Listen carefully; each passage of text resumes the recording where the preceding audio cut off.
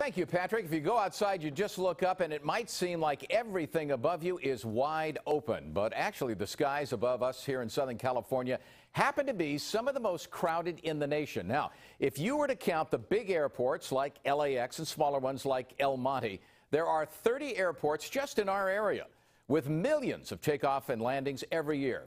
Today, we dug into the records and we came up with a couple of examples we want to tell you about. Let's take Van Nuys Airport, which is billed as the world's busiest general aviation airport. Records show more than 61,000 takeoff and landings from January 1st to March 31st of this year. While over at Santa Monica Airport, that's near where the accident occurred yesterday, they handled 5,800 takeoffs and landings in just 1 month in January, more than 5,700 in February. So you can see it's climbing. And those are just the most recent numbers we have. This means really a tremendous, as you take a look at this map, we're going to show you the planes that are in the air right now, number of planes large and small. This right here is what's going on in the skies above Southern California. I don't know to see if you can make out the little dots there. Each one of those represents an airplane. The number of planes that you saw on that map is just what's being tracked by air traffic controllers. But remember, other planes that don't use a transponder are up there as well.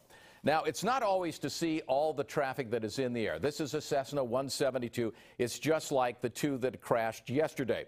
The Cessna, as you can see, is what they call a high-wing airplane. That's because the wing is above the fuselage, or other planes, Pipers, have low wings.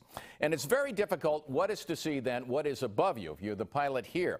So what you have to do is you have to tip your wings to the right to see what's on this side, tip your wings to the left to see what's on the other side, and you have to very carefully all the time scan the sky. It is very, very difficult to see a very small dot in the sky, which can be an airplane, depending on the atmospheric conditions especially.